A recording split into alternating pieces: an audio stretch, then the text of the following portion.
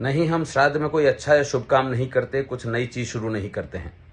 नमस्कार दोस्तों, मेरा नाम हिमांशु जोशी है और मैं बड़े ही आग्रह से आपसे पूछना चाहता हूं कि क्यों नहीं करते हैं।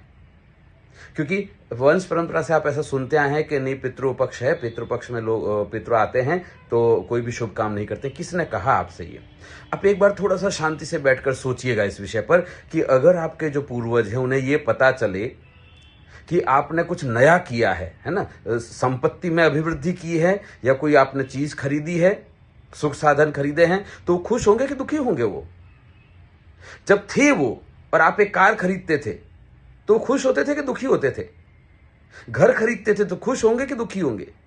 बच्चे के लिए आपने एजुकेशन का पूरा प्रॉपर प्लानिंग कर लिया, खुश होंगे कि दुखी होंगे? अपने रिटायरमेंट के लिए प्रॉपर प्लानिंग कर लिया, खुश होंगे कि दुखी होंगे? अपने पूरे परिवार को आर्थिक रूप से सुरक्षित कर लिया, खुश होंगे कि दुखी होंगे? दुखी नहीं होंगे वो।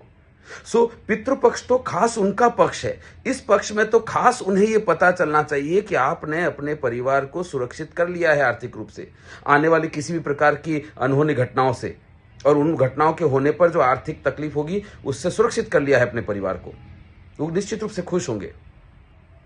इसको दूसरे तरह से भी समझिए कि अगर वो लोग भी प्रॉपर फाइनेंशियल प्लानिंग कर रहे थे अपने जीवन में, और जब वो देखेंगे कि नहीं आप भी कर रहे हैं, इंतजार नहीं कर रहे हैं, टाल नहीं रहे हैं निर्णयों को, अपने परिवार को सुरक्षित रखना आर्थिक रूप से ही आपकी पहली प्राथमिकता है, तो उन्हें समझ में आएगा ओके, उन्होंने जो परंपरा शुरू की थी परिवार को आर्थिक रूप से सुरक्षित करने की, आप उसको आगे बढ़ा रहे हैं, खासतौर से पितृपक्ष में। अच्छी बात है, खुश होंगे वो।